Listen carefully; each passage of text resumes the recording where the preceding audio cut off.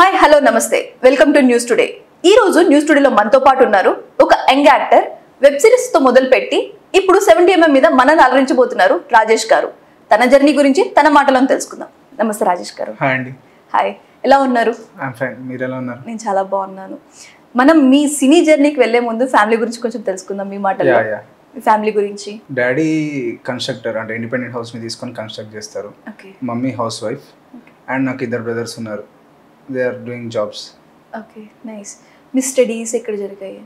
నా education I'm done with my graduation. ఇక్కడ మన కుకట్పల్లి అని ప్రతిభా డిగ్రీ కాలేజ్ అని ఒకటి ఉంటుంది, దాంట్లో కంప్లీట్ చేశాను డిగ్రీ. సో మీ నేటివ్ అండి? నా నేటివ్ వచ్చేసి భీమవరం. ఓకే. బోర్న్ అండ్ బాటప్ మొత్తం ఇక్కడ.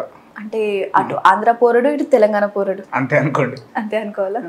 సో భీమవరం వెళ్ళొస్తుంటారా మరి? మోస్ట్లీ సంక్రాంతికి అయితే పక్కా. రిమైనింగ్ టైమ్స్లో ఏదైనా అకేషన్ ఉన్నా, రిలేటివ్స్ ఏదన్నా ఉన్నా వెళ్ళొస్తూ ఉంటా. భీమవరం అనగానే ఏది గుర్తొస్తుంది మీకు ఫస్ట్? భీమవరంలో బజ్జీ మిక్చర్ ఫేమస్. ఓకే. అది వెళ్తే పక్కా తినేసి వస్తా. అండ్ మా భీమవరంలో మిక్స్డ్ బిర్యానీ అని ఒకటి దొరుకుతుంది. ఓకే. అది పక్కా ట్రై చేస్తా వెళ్తే. భీమవరం అనగానే చాలా మందికి గుర్తొచ్చేది మర్యాద. అవును. తర్వాత చేపల పులుసు. ఈ రెండింటి గురించి మీరేం చెప్తారు? మర్యాద అంటే భీమవరం అనే కాదు, గోదావరి జిల్లా 2 జిల్లాలలో అది ఉంటుంది. చేపల పులుసు అయితే ఇంకా చెప్పాల్సిన అవసరం లేదు. సో మీరు అమ్మకు వచ్చినా నాన్నకు వచ్చినా? ఇద్దరికి వచ్చినాయి కాదు, ఇద్దరు తిరుగుతుంటారు. ఇద్దరు తిరుగుతుంటారా? ఓకే. ఇద్దరు మాటలు ఏందని చెప్పి ఇద్దరు తిరుగుతారు. అప్పుడప్పుడు ఇద్దరు కూర్చి కాదు, ఇంకా టైంని బట్టి నాకు ఎవరితో వర్కౌట్ అవుతే వాళ్ళ సైడ్ ఉంటా. సో ఎడ్యుకేషన్ అయిపోగానే డైరెక్ట్ సినిమాస్కి వచ్చేసారా, లేకపోతే మధ్యలో ఏమైనా జాబ్ చేయడం ఇలా ఏమన్నా? జాబ్ ఏమీ చేయలేదు. ఎడ్యుకేషన్ తర్వాత డైరెక్ట్లీ సినిమాను కూడా అంటే ప్యారలీ చేశాను. నేను నా డిగ్రీలోకి ఎప్పుడైతే ఎంటర్ అయ్యానో సెకండ్ ఇయర్ నుంచి కాలేజ్కి వెళ్తూ అట్ ద సేమ్ టైం ప్యారలల్గా ఆడిషన్స్ అండ్ థియేటర్స్ ఇవి చేసేవాడిని. సో 2 ప్యారలల్గా జరిగేవి. డిగ్రీ అయిపోయినా కంప్లీట్లీ ఇటు సైడ్ వచ్చేసాను, ఇంకా జాబ్ ఏం చేయలేదు. మీరు చెప్పినట్లు ఎడ్యుకేషన్ టైంలోనే నేను సినిమా కెరియర్ స్టార్ట్ చేసేసాను, ఆడిషన్స్ ఇవ్వడము అని చెప్పాను. సో అసలు ఎలా ఇంట్రెస్ట్ మొదలైంది సినిమాల్లోకి రావాలి, నేను కూడా సినిమాల్లో ఉండాలి అని? సినిమాల్లో ఉండాలని ఇంట్రెస్ట్ అనేది ఏ టైంలో వచ్చిందో నాకు తెలియదు ఎగ్జాక్ట్గా. కాకపోతే చిన్నప్పటి నుంచి that only thing that excites me cinema. చిన్నప్పటి నుంచి సినిమాలు ఎక్కువ చూసేవాడిని. ప్రాపర్గా స్కూల్ నుంచి రాగానే ఆడుకోవడానికి కూడా వెళ్ళకుండా సినిమాలు అవి చేస్తూ మోస్ట్లీ సినిమాకి ఎక్కువ అటాచ్ అయి ఉండేవాడిని. కాకపోతే ఇంట్రెస్ట్ అనేది బై చైల్డ్హుడ్ ఉంది. ఎప్పుడు రావాలని డిసైడ్ అయింది మాత్రం 10th తర్వాత, when I was in inter. అది వచ్చినప్పుడు ఎందుకో ఇంకా సినిమా ఇంకా ఎక్సైట్ చేస్తుంది. I wanted to work in cinema అని చెప్పి అనిపించింది. And at the same time నాకు ఎడ్యుకేషన్ ఎక్సైట్ చేయడం ఆపేసింది. అప్పటి వరకు I'm a good student in academics. కాకపోతే ఆ తర్వాత నాకు ఒక పాయింట్ ఆఫ్ టైంలో మార్క్స్ గురించి, నాలెడ్జ్ గురించి, సో ఇలాంటి డిఫరెన్షియేషన్స్ వచ్చినప్పుడు నన్ను ఏది ఎక్సైట్ చేస్తుందో అని ఆలోచించినప్పుడు only thing that excites me cinema. So ఎందుకు సినిమాలోనే వర్క్ చేయకూడదు, సో సినిమాలో చేద్దాం. అండ్ బికాస్ అంటే అందరూ అన్నట్టు సినిమా కొంచెం లాంగ్ జర్నీ, చాలా long term journey compare to academics. ఎందుకంటే మీకు ఎడ్యుకేషన్ అవ్వగానే 1-2 years కష్టపడితే ఆర్ఎల్స్ చేస్తూ ఏదో ఒక రెవెన్యూ జనరేట్ అవుద్ది. కంపేర్ టు సినిమా మీకు చాలా లాంగ్ జర్నీ, రెవెన్యూ జనరేట్ అవ్వడం టైం ఎక్కువ పడుతుంది. వన్స్ సెటిల్ అయిన తర్వాత ఎవ్రీథింగ్ విల్ బి ఫైన్. కానీ ఆ జర్నీ టైం పడుతుంది. సో అది నాకు ముందే తెలుసు, బికాజ్ నాకు చిన్నప్పటి నుంచి సినిమా ఎలా వర్కౌట్ అవుతుంది అన్నీ తెలుసు. కాబట్టి నేను డిగ్రీలో ఉన్నప్పటి నుంచే ప్యారలల్గా వర్క్ చేసేవాడిని. సో ఆఫ్టర్ డిగ్రీ ఇటు వచ్చేసాను. సో మీరు అన్నట్లు చిన్నప్పటి నుంచే సినిమా అంటే ఇష్టం అని అన్నారు కదా. సో మరి స్కూల్ టైంలో స్కూల్ ఎగ్గొట్టేసి లేకపోతే కాలేజ్ ఎగ్గొట్టేసి సినిమాకి వెళ్ళడం, ఇలా మళ్ళీ నాన్న చేతిలో దెబ్బలు తినడం, ఇలా ఏమైనా ఉన్నాయా? దెబ్బలు తినడం అది తెలియదు. కాకపోతే స్కూల్ బంక్ కొట్టి when I was in 4th or 5th maybe తెలియదు, ఇయర్ తెలియదు, రాజన్న సినిమాకి వెళ్ళాం ఫ్రెండ్స్ అందరం స్కూల్ బంక్ కొట్టి. ఓకే. ఆ తర్వాత ఇంకా ఎప్పుడైతే అంటే ప్రతి ఫ్రైడే సినిమాకి తీసుకెళ్ళని చెప్పి ఇంట్లో తిడుతున్నా సరే, ఇంకా మా డాడీ ఇంకా నువ్వు 6th 7th క్లాస్కి వచ్చావు, ఒక్కడే వెళ్ళిపో, ఇంటి పక్కనే కదా థియేటర్ అని చెప్పి వెళ్ళిపోమంటే ఇంకా నేను ఫ్రీక్వెంట్గా ఒక్కడనే వెళ్ళొచ్చేవాడిని. ఇంకా అప్పటి నుంచి ఇంట్లో ఎగ్గొట్టడం, స్కూల్ ఎగ్గొట్టడం. Every Saturday for cinema, Friday movie release అవుతుంది, ఫ్రైడే స్కూల్ ఉంటుంది కాబట్టి సాటర్డే స్కూల్ హాలిడే తీసుకొని వెళ్ళేవాడిని. బాగా ఇష్టమైన యాక్టర్ ఎవరు? బాగా ఇష్టమైన యాక్టర్ మన తెలుగులో అయితే పవన్ కళ్యాణ్ గారు. అంటే యాజ్ మూవీ కన్నా యాజ్ పర్సన్ చాలా ఇన్స్పైర్ చేస్తారు. అంటే తనలో ఒక ఆరా ఉంటుంది. ఆ ఆరా ఎప్పుడు అంటే ఖుషీలో కానీ లేకపోతే ఆ స్టైలింగ్ అనేది చిన్నప్పుడు చూసినప్పుడు చాలా ఎక్సైట్ చేసేది. సో పవన్ కళ్యాణ్ అంటే చాలా ఇష్టం. సో ఆ ఎగ్జైట్మెంట్తోనే ఇండస్ట్రీకి వచ్చారా? అంటే మోర్ ఆఫ్ నాకు యాక్టర్స్ కన్నా సినిమా అనేది ఎక్కువ ఇంపార్టెంట్ అనిపిస్తుంది. ఎందుకంటే చిన్నప్పటి నుంచి స్టోరీస్ ఎక్సైట్స్ మీ మోర్. నేను సినిమా చూడడానికి కారణం కూడా నేను మోస్ట్లీ నేను డ్రామా వైపు ఎక్కువ టిల్ట్ అయి ఉంటాను. సో ఆ ఎంపతి కానీ ఆ సెన్సిబిలిటీస్ కానీ అవి ఎక్కువ ఉంటాయి. సో అందుకని అది నన్ను సినిమా వైపు లీడ్ చేసింది, మోర్ ఆఫ్ యాక్టర్స్ సైడ్ నుంచి కాదు. సినిమాలో ఎవరు ఇష్టం అంటే పవన్ కళ్యాణ్ గారు ఇష్టం, కానీ మోస్ట్లీ ఐఎమ్ టువర్డ్స్ సినిమా ఎక్కువ ఎక్సైట్ చేస్తుంది, మోర్ ఆఫ్ యాక్టర్స్ ఇవన్నీ కన్నా.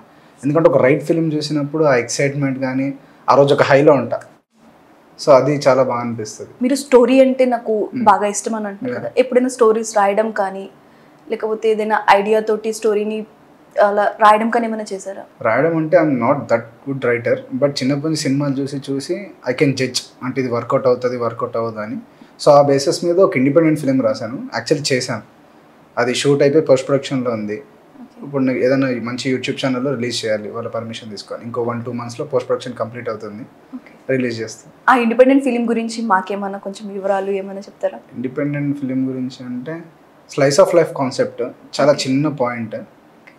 అండ్ ఎలా అంటే ఒక అబ్బాయి 25 years ఉన్న అబ్బాయి ఒక చిన్న టౌన్లో, అంటే అప్పటికి ఇంకా ఆండ్రాయిడ్స్ కూడా రాకుండా ఓన్లీ మనీ మీద లిక్విడ్ మనీ మీద నడిచే రోజుల్లో వాడి ఊరిలో ఒక చిన్న రెస్టారెంట్ పడుతుంది. ఆ రెస్టారెంట్లో వాడి గర్ల్ఫ్రెండ్ తీసుకొని డేట్కి వెళ్ళాలనుకుంటాడు. ఆ అమ్మాయిని తీసుకొని వాడు ఆ లంచ్కి వెళ్ళాడా లేదా అనేది స్టోరీ. సో ఇది ఇంకా 2 monthsలో రిలీజ్ అవుతుంది అయితే? మోస్ట్లీ 1.5 month రిలీజ్ అవ్వచ్చు. Post production 15 end of the, ఇంకా మిక్సింగ్ అవన్నీ చేస్తే కంప్లీట్ అయిపోతుంది. సినీ ఇండస్ట్రీలోకి ఎలాంటి బ్యాక్గ్రౌండ్ లేకుండా వచ్చారు కదా, సో ఏమన్నా ప్రాబ్లమ్స్ ఫేస్ చేయడం కానీ ఇలా ఏమైనా జరిగాయా మీ లైఫ్లో, మీ సినీ కెరియర్లో? అంటే మోస్ట్లీ ప్రాబ్లమ్స్ అంటే నేను పెద్దగా పట్టించుకోను, ఎందుకంటే సినిమా ఇండస్ట్రీ ఇలానే వర్కౌట్ అవుతుందని నాకు తెలుసు. ఎందుకంటే నేను చిన్నప్పటి నుంచి సినిమాలతో పాటు ఇంటర్వ్యూస్ కూడా ఎక్కువ చూసేవాడిని, యాక్టర్స్ ఇంటర్వ్యూస్, డైరెక్టర్స్ ఇంటర్వ్యూస్, లేకపోతే టీవీలలో వచ్చాయి మనకి న్యూస్ ఛానల్స్లో వచ్చాయి చూసేవాడిని. సో ఐ నో అంటే ఇండస్ట్రీ ఇలానే వర్కౌట్ అవుతుంది. సో నువ్వు ఏదో ఆలోచించేసుకొని వచ్చి ఇక్కడ డిసప్పాయింట్ అవ్వకూడదని నాకు తెలుసు. సో జరిగే ఉన్నాయి నాకు గుర్తులేదు, నేను పట్టించుకోను మోస్ట్లీ, ఎందుకంటే ఇది ఇంతే అని చెప్పి నేను నమ్మేస్తా. సో నువ్వు ఫీల్ అవ్వాల్సింది, హర్ట్ అవ్వాల్సిన విషయాలు ఏముండదు, నువ్వు జర్నీలో వెళ్ళిపోవాలని అనుకుంటా. గుర్తులేవు మోస్ట్లీ, జరిగే చిన్న కానీ గుర్తులేవు, పట్టించుకోను మోస్ట్లీ, ఎందుకంటే అది పట్టించుకుంటే మనం హర్ట్ అవుతాం, అవసరం లేదు. మీ మొదటి వెబ్ సిరీస్ అర్థమైంది అరుణ్ కుమార్ గురించి మీరేం చెప్తారు? నైస్ వెబ్ సిరీస్, మంచి వెబ్ సిరీస్ చేయడం నాకు కూడా సెట్లో బాగా అనిపించింది. అండ్ చిన్న రోలే చేశాను, బట్ ఇంపార్టెంట్ రోల్. తర్వాత మళ్ళీ ఏమైనా వెబ్ సిరీసెస్ వైపు చూసారా? అంటే వెబ్ సిరీస్ వైపు ట్రై చేయడం కానీ లేకపోతే అక్కడ ఆడిషన్స్ ఇవ్వడం కానీ? వెబ్ సిరీసెస్ అని కాదు, ఓటీటీ కంటెంట్స్ కొన్ని వచ్చాయి, but due to some other reasons and producer reasons అవి షెల్వ్ అయిపోయాయి ప్రాజెక్ట్స్. సో ఆ తర్వాత ఇంకా ఓటీటీలో ఏం చేయలేదు. సినిమాల్లోకి రావడానికి ఎవరైనా రోల్ మోడల్ ఉన్నారా? రోల్ మోడల్ ఎవరు లేరు, అంటే నన్ను ఎప్పుడు సినిమా ఎక్సైట్ చేసేది. సో మోస్ట్లీ సినిమానే, స్టోరీస్, కంటెంట్స్ ఇవే తప్ప ఎవరు అంత ఎక్సైట్ అంటే ఒక్కొక్క పాయింట్ ఆఫ్ టైంలో ఒక్కొక్క కంటెంట్ నుంచి, ఒక్కొక్క సినిమా నుంచి ఆ పాయింట్ ఆఫ్ టైం వరకు వాళ్ళు ఎక్సైట్ చేస్తూ వచ్చారు. ఒక్కరి పేరు చెప్పలేను, చెప్తే హోల్సమ్గా సినిమా పేరే చెప్పాలి. సినిమా ఇండస్ట్రీకి అంటే సినిమా ఇండస్ట్రీకి సంబంధించిన వాళ్ళు మీ ఫ్యామిలీలో కానీ లేకపోతే ఫ్రెండ్స్లో కానీ ఎవరైనా ఉండి అలా సినిమాల్లోకి వెళ్తే ఇలా ఉంటుంది అని ఎవరైనా చెప్పారా మీకు? లేదు, ఎవరు చెప్పలేదు, నాకే తెలుసు సినిమా ఇండస్ట్రీ ఇలా ఉంటుంది అని. కాకపోతే ఫ్యామిలీలో కూడా, రిలేటివ్స్లో కూడా ఎవరు లేరు, కంప్లీట్ స్క్రాచ్ నుంచే వచ్చాను. నార్మల్గా ఇప్పుడు మనం సినిమా ఇండస్ట్రీ చూసుకుంటే, అంటే సినిమా ఇండస్ట్రీలో ఎవరైనా తెలిసిన వాళ్ళు ఉండి బ్యాక్గ్రౌండ్ ఏమైనా ఉంటే వాళ్ళకు ఒక ట్రీటింగ్ ఒకలాగా ఉంటుంది, నార్మల్గా మనం స్క్రాచ్ నుంచి వచ్చిన వాళ్ళకి ఒకలాగా ఉంటుంది. సో అలా ఏమైనా మీకు డిఫరెన్స్ అనిపించిందా ఎక్కడైనా ఎప్పుడైనా? డిఫరెన్సెస్ చూశాను, కాకపోతే అంటే డిఫరెన్స్ ఏంటి అంటే ఆబ్వియస్గా కింద నుంచి వచ్చిన వాళ్ళకి, స్క్రాచ్ నుంచి వచ్చిన వాళ్ళకి, ఆల్రెడీ ఉన్న వాళ్ళకి డిఫరెన్స్ ఉంటుంది. బట్ ఆ డిఫరెన్స్ ఎక్కడ మారుతుందంటే వెన్ యూ హ్యావ్ స్టఫ్, అంటే నీ దగ్గర టాలెంట్ ఉందని వాళ్ళు గమనిస్తే నువ్వు ఎక్కడి నుంచి వచ్చినా టాలెంట్కి నీకు రెస్పెక్ట్ ఉంటుంది, లేని వాళ్ళకి ఉండదు. ఆ డిఫరెన్స్ మనకి ఎప్పుడు తెలుస్తుంది అంటే వాళ్ళకి యు ఆర్ ద వన్ అనుకున్నప్పుడు నీకు రెస్పెక్ట్ స్టార్ట్ అవుతుంది. అంటే అపార్ట్ ఫ్రమ్ వీళ్ళు కాకుండా కింద నుంచి వచ్చిన వాళ్ళకి, ఫ్రమ్ స్క్రాచ్ నుంచి వచ్చిన వాళ్ళకి రెస్పెక్ట్ ఎప్పుడు దొరుకుతుందా అంటే నీ దగ్గర టాలెంట్ ఉంది, తిను మంచి పర్ఫార్మర్, ఎనీ డిపార్ట్మెంట్ వీటి దగ్గర స్కిల్ ఉంది అని తెలిసినప్పుడు మీకు రెస్పెక్ట్ ఆటోమేటిక్గా వస్తుంది. స్టార్టింగ్ కెరీర్లో దొరకడం అంటే మనం ఏమీ చేయలేదు కదా వాళ్ళు ఇవ్వడానికి కూడా. ఆల్రెడీ ఉన్న వాళ్ళకి ఫ్యామిలీ సపోర్ట్ ఉంది కాబట్టి రెస్పెక్ట్ ఇస్తారు, మనకి ఇవ్వాలంటే we need to prove. So మనం దాని విషయంలో కూడా ఆలోచించద్దు, మనం ఏదైనా చేసి మన దగ్గర టాలెంట్ ఉంది, మన దగ్గర స్టఫ్ ఉందంటే ఆటోమేటిక్గా ఇస్తారు. నాకు ఇప్పుడు నేను చూస్తున్నాను కదా, నేను ఏది చేయనప్పుడు నన్ను ఎవరు పట్టించుకోలే. ఇప్పుడు నేను ఏదైనా చిన్నవి చేస్తున్నప్పుడు అరే వీడు యాక్టింగ్ బాగా చేస్తాడు అన్న దగ్గర నాకు రెస్పెక్ట్ ఆటోమేటిక్గా దొరుకుతుంది. రాజేష్ సినీ కెరీర్ అసలు ఎప్పుడు స్టార్ట్ అయింది? 2018 అండ్ ఆర్ మోస్ట్ ప్రాబ్లీ 2019లో ఆడిషన్స్ ఇవ్వడం స్టార్ట్ చేశాను. సో ఆల్మోస్ట్ ఒక 5 years అయింది అనుకుంటా. ఒకవేళ పోస్ట్ కోవిడ్ తీసేస్తే 3-4 years అవ్వచ్చు, ఎందుకంటే కోవిడ్లో ఏం జరగలేదు. అండ్ 18-19లో ఆడిషన్స్ ఇవ్వడం స్టార్ట్ చేశాను. అండ్ కొన్ని ఫిలిమ్స్ వచ్చాయి, బట్ డ్యూ టు కోవిడ్ ఆ films or projects OTT or anything shelve అయిపోయాయి. ఆ తర్వాత ప్రాపర్గా అంటే ఇంకా పోస్ట్ కోవిడ్ స్టార్ట్ అయినట్టే. సో పోస్ట్ కోవిడ్ తర్వాత ఇంకా ప్రాజెక్ట్స్ ఏం లేవు. ఇంకోటి ఫిలిమ్స్ కూడా తొందరగా స్టార్ట్ అవ్వలేదు. ఆల్రెడీ చేసిన ఫిలిమ్సే రిలీజ్ అవ్వడం చాలా టైం పట్టింది. సో థియేటర్స్ చేశాను ఆ గ్యాప్లో ఒక 1.5 year. ఆ థియేటర్స్ చేస్తూ ఇంకా బెటర్ యాక్టర్ అవ్వడానికి ట్రై చేస్తూ సో అలా ఒక గడిచిపోయింది. రాజేష్ గారు చాలా ఆడిషన్స్ ఇచ్చారంటే 2018లో కెరీర్ స్టార్ట్ అయింది. ఆడిషన్స్ ఇస్తూ వస్తున్నారు. మధ్యలో కోవిడ్ తీసేసుకుంటే మళ్ళీ ఆడిషన్ స్టార్ట్ చేశారు. ఎలా అనిపించింది ఈ ఆడిషన్ స్ట్రగుల్ అంతా? ఆడిషన్ స్ట్రగుల్ అంతా అంటే స్ట్రగుల్ అని ఫీల్ అవుతే స్ట్రగుల్ అనిపిస్తుంది. మీకు ఇందాక చెప్పినట్టే ఇండస్ట్రీలో వర్కౌట్ అవుతుందని చెప్పి నాకు తెలుసు. ఇలానే వర్కౌట్ అవుతుంది. ఇంకోటి షార్ట్ టర్మ్ జర్నీ అయితే కాదు.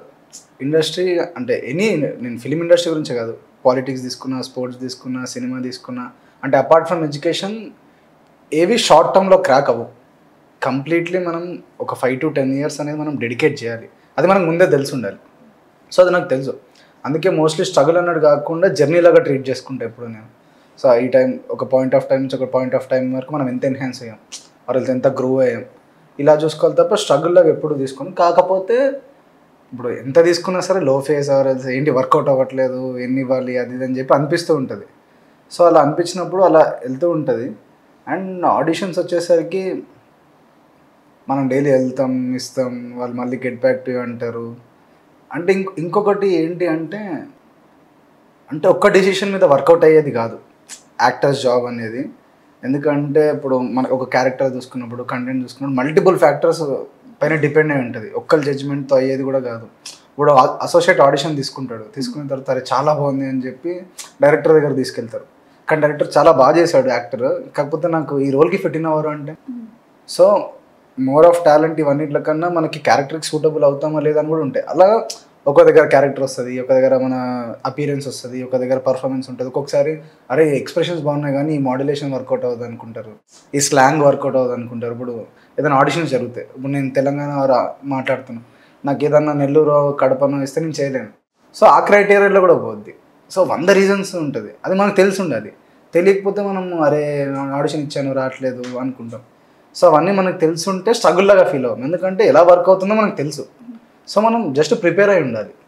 సో అందుకే నాకు ఎప్పుడు స్ట్రగుల్ అనిపించేది. బట్ లో ఫేజెస్ ఉంటాయి, వర్కౌట్ అవ్వట్లేదు ఏంటని చెప్పి ఉంటాయి. కాకపోతే చలో మళ్ళీ లేచి డే స్టార్ట్ అవ్వాల్సిందే, ఎందుకంటే ఆగిపోతే అవ్వదు. సో ఇలా లో ఫేజ్ అయినప్పుడు, లోగా ఫీల్ అయినప్పుడు మీరు ముందుగా ఎవరికి కాల్ చేస్తారు?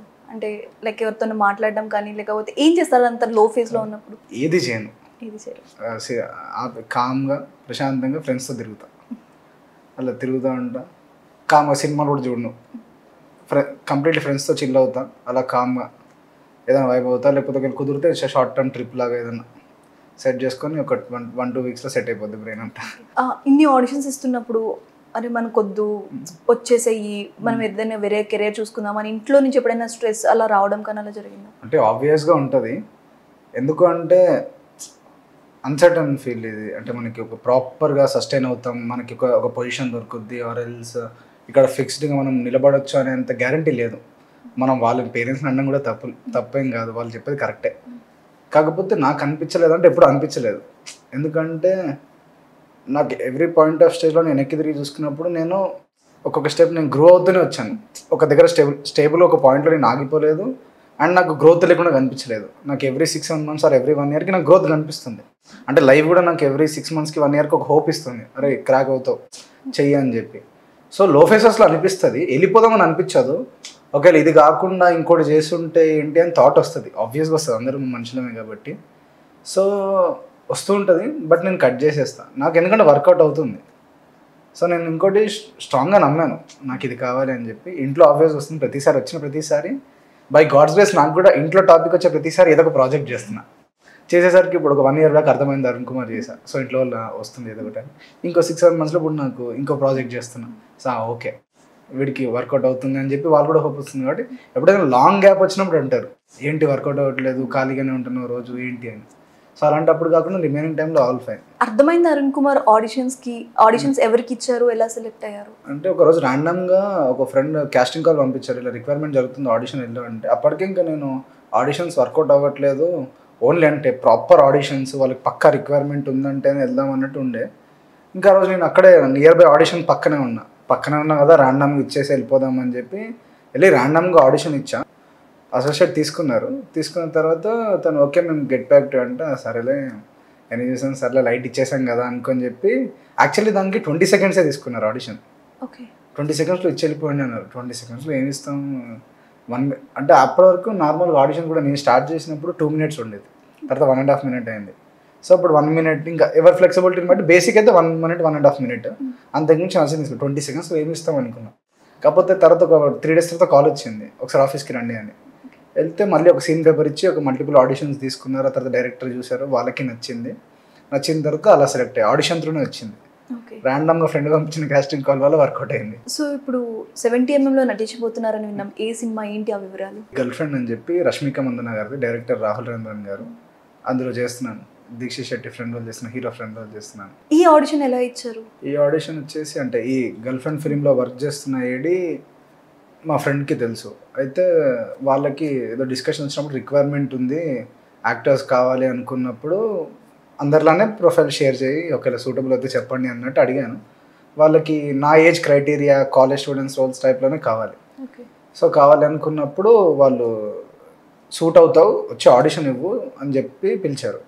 సో వెళ్ళాను, ఆడిషన్ ఇచ్చాను. By God's grace or by chance నచ్చింది ఆడిషన్. అండ్ నేను at the same time suit అవుతున్నాను కూడా రోల్కి, అంటే ఆ క్రైటీరియాలో నేను ఫిట్టింగ్ అవుతున్నాను. సో వాళ్ళు సెలెక్ట్ చేశారు, వాళ్ళు అలా వచ్చింది ఆపర్చునిటీ. గర్ల్ ఫ్రెండ్ మూవీకి ఆడిషన్ ఎవరు తీసుకున్నారు? రాహుల్ రవీంద్రన్ గారు తీసుకున్నారు.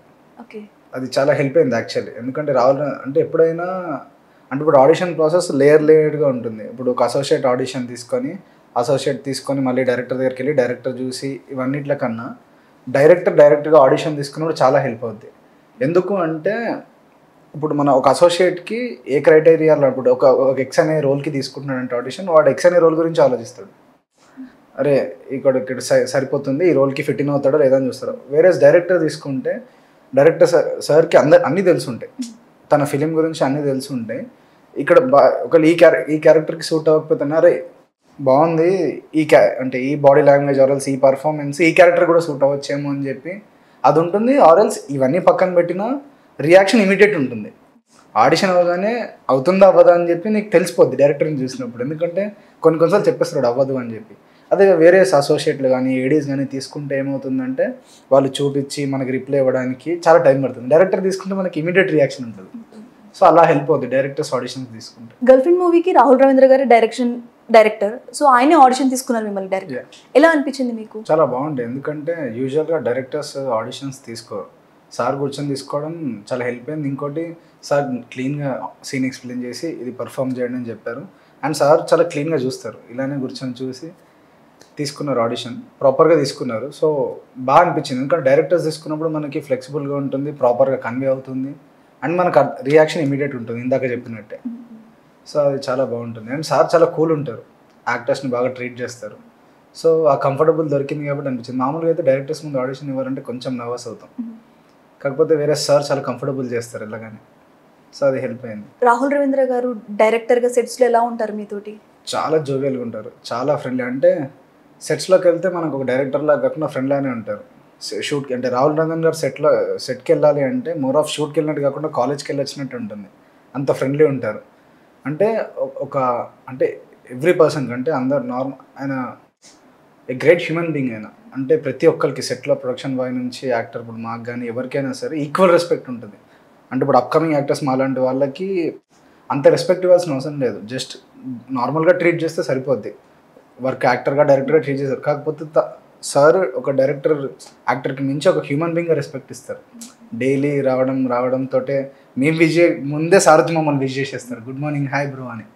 సో అంత ఫ్యూజిబుల్ అంత ర్యాపో మనకి ఫ్రెండ్లీ నేచర్, అది ఆయన గొప్పతనం యాక్చువల్లీ. అంత ఫ్లెక్సిబుల్గా అందరితో ఉండడానికి.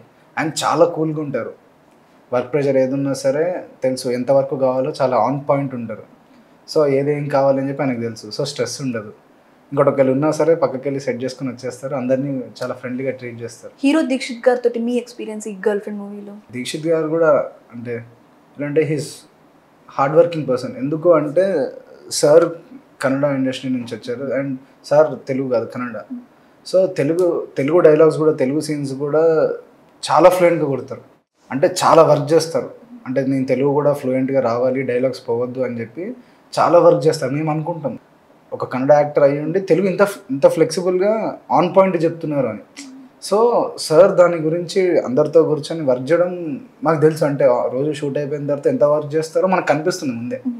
సో సార్ తెలుగు దగ్గర నుంచి ప్రతి ఒక్కటి లెంతీ సీన్స్ కూడా సింగిల్ టేక్ అలా 2-3 టేక్స్లో కొట్టేసేవాళ్ళు. అది కూడా తెలుగు. ఒకవేళ కన్నడ అయినా మనము అంత షాక్ అవ్వాల్సిన, తెలుగు ఫ్లూయెంట్గా ఎలాంటి మిస్టేక్స్ లేకుండా ఆన్ పాయింట్ కొట్టేవాళ్ళు. అంటే సార్ అంత వర్క్ చేసేవాళ్ళు. సో సార్ కూడా చాలా అంటే ఎప్పుడు అంటే నాకు పర్సనల్గా దీక్షిత్ సార్ తోటి మంచి ర్యాప్ ఉండేది. ఎప్పుడు మాట్లాడినా సరే ఒక బ్రదర్ ఫీల్ వచ్చేది. చాలా బాగా మాట్లాడతారు. అండ్ నాకు తనకు కూడా మంచి ర్యాప్ సెట్ అయింది సార్తో. నేను ఎప్పుడు మాట్లాడిన సినిమా గురించి దాని గురించి, సార్ కన్నడ ఇండస్ట్రీ గురించి మాట్లాడితే నేను తెలుగు ఫిలిం ఇండస్ట్రీ గురించి మాట్లాడుతూ, నేను తెలుగు ఫిలిమ్స్ కానీ ఏదైనా ఫిలిమ్స్ సజెస్ట్ చేస్తూ, సో అలా ఉండేది, ఫ్రెండ్లీ ర్యాప్ ఉండేది. మరి మన నేషనల్ క్రష్ రష్మిక మందన తోటి మీ ఎక్స్పీరియన్స్ ఎలా ఉంది గర్ల్ ఫ్రెండ్ మూవీ సెట్స్లో? Rashmika ma'am is cutie pie. Ma'am చాలా క్యూట్ ఉంటారు. అంటే తను యాక్చువల్లీ పాన్ ఇండియా లెవెల్లో స్టార్ హీరోయిన్, కాకపోతే తను కూడా చాలా రెస్పెక్ట్ ఇస్తారు. అండ్ రెస్పెక్ట్ కానీ చాలా ఫ్రెండ్లీగా ట్రీట్ చేస్తారు. మీరు ఒక 2 minutes అక్కడ ఉంటే మీరు ఒక యాక్టర్ తను రష్మిక అన్న ఫీల్ రాదు. ఏంట్రా మార్నింగ్ రా, ఇలా చాలా క్యాజువల్గా కలిసిపోద్ది, ఫ్లెక్సిబుల్గా. సో చాలా బాగా అనిపిస్తుంది. అంటే చాలా స్వీట్ ఉంటారు మ్యామ్. అందరితో ఎవరిని పలకరించినా చేసిన, జస్ట్ లైక్ రాహుల్ సార్తో చెప్పినట్టు, దీక్షిత్ సార్ చెప్పినట్టు అన్నీ.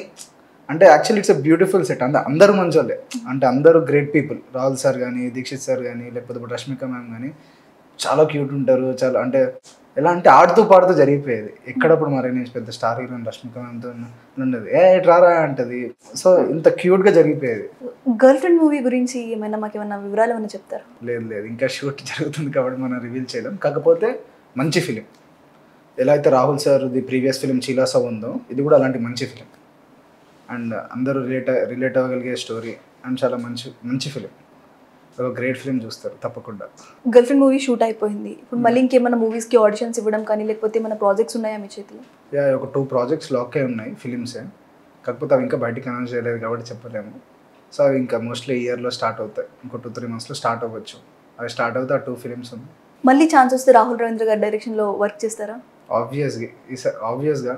అండ్ ఈసారి ఇంకా పెద్ద రోల్ చేసి ఆలోచి కుదిరితే సార్తో లీడ్ యాక్టర్గానే పనిచేసి మంచి రోల్ చేయాలని తప్పకుండా చేయాలి. ఎందుకంటే అలాంటి డైరెక్టర్స్ చాలా ఫ్యూ డైరెక్టర్స్ ఉన్నారు. అంటే మోర్ ఆఫ్ డైరెక్టర్ కన్నా మీరు డైలీ ఒక మంచి హ్యూమన్ బీయింగ్తో కొలాబరేట్ అయ్యి చేస్తున్నప్పుడు అది చాలా బాగా అనిపిస్తుంది. రాహుల్ రవీంద్ర గారిని చూసినప్పుడు ఈ క్వాలిటీ మనలో కూడా ఉంటే బాగుంటుంది, క్వాలిటీని మనం నేర్చుకోవాలని అనిపించింది ఏదైనా క్వాలిటీ? ఒక మనిషిని చూసినప్పుడు ఎవరల్స్ డైలీ, ఇప్పుడు నేను ఒక యాక్టర్ని ఎవరల్స్ని ఒక సెట్లో చూసినప్పుడు హాయ్ బ్రో అని చెప్పి ఒక ఎక్సైట్మెంట్తో వస్తారు.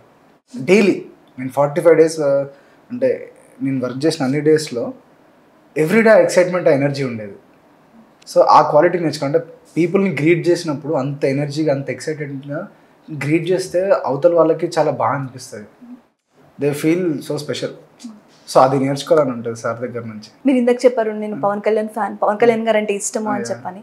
పవన్ కళ్యాణ్ గారు నటించిన రోల్స్ అన్నిట్లో మీకు ఏ రోల్ అంటే బాగా ఇష్టం? అంటే obviously Kushi, Siddhu and mostly ఇష్టం. అండ్ ఇంకోటి కూడా నాకు ఎక్సైట్ చేసేది బాలు సినిమాలో చాలా పవర్ఫుల్ అనిపిస్తుంది. అంటే ఆ బ్యాగీ ప్యాంట్స్, ఆ కార్గో ప్యాంట్స్ అవి బాగుండే. సో ఆ క్యారెక్టర్ని మళ్ళీ మీకు ఛాన్స్ వస్తే అలాంటి క్యారెక్టర్ చేయాలనుకుంటున్నారా? లేదు. అంటే ఆయన చేసినవి లేకపోతే అవి మనం అచీవ్ చేయలేము. నాకు సెట్ అయ్యేది నేను చేసుకుంటూ వెళ్తాం. ఇలాంటి క్యారెక్టర్ చేయాలి, నాకు ఇలాంటి అవకాశం రావాలనేది నా క్యారెక్టర్ ఉందా? అంటే రోల్ అని కాదు, రోల్స్ ఎలా అంటే పర్ఫార్మెన్స్ ఓరియంటెడ్ రోల్స్ చేయాలని.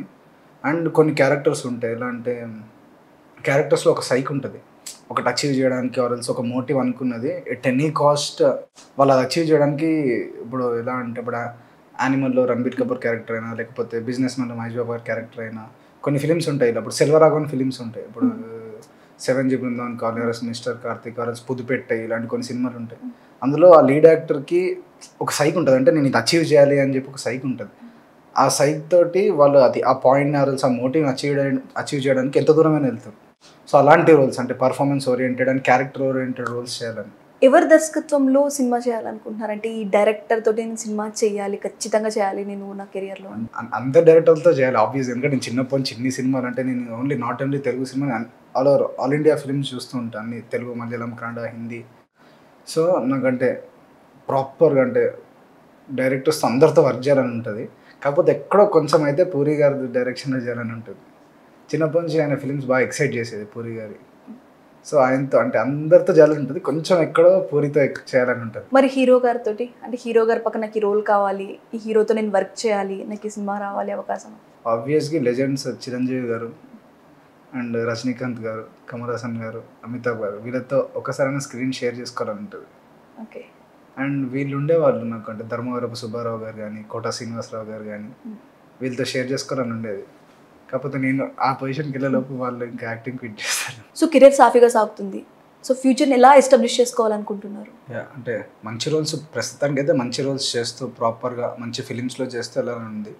ఫ్యూచర్లో అయితే ఒక ప్రాపర్గా ఒక లీడ్ యాక్టర్గా మంచి స్టోరీస్ చేస్తూ మంచి కథలు చెప్తూ ఒక ప్రాపర్గా సెన్సిబుల్ కథలు వైడ్ వెరైటీ ఆఫ్ కంటెంట్స్ చేస్తూ ఒక ప్రాపర్ యాక్టర్గా ఒక లీడ్ యాక్టర్గా తెలుగు ఇండస్ట్రీలో సెటిల్ అవ్వాలి.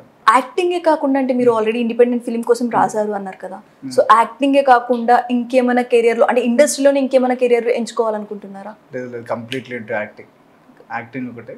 ఇంకా యాక్టింగ్ చేస్తూ ఒకవేళ నా సినిమా కాబట్టి నేను నా సినిమాలో అన్ని వర్క్స్లో కొలాబరేట్ అవుతూ నేను ఏదైతే కాంట్రిబ్యూట్ చేయగలను ఒక ఫిలింకి నేను వర్క్ చేస్తున్నప్పుడు, నేను ఒక యాక్టర్గా కానీ ఎవరైనా నా సైడ్ నుంచి ఒక హ్యూమన్గా నేను ఆ సినిమాకి నేను వర్క్ చేస్తున్న సినిమాకి ఏం కాంట్రిబ్యూట్ చేయొచ్చు అని ఉంటే అది కంప్లీట్గా 100% కాంట్రిబ్యూట్ చేస్తాను. ఎందుకంటే మన సినిమాకి మనం కంప్లీట్లీ ఇచ్చేస్తాను నేను, అంటే నా సినిమా అనుకున్నప్పుడు ఇచ్చేయాలి.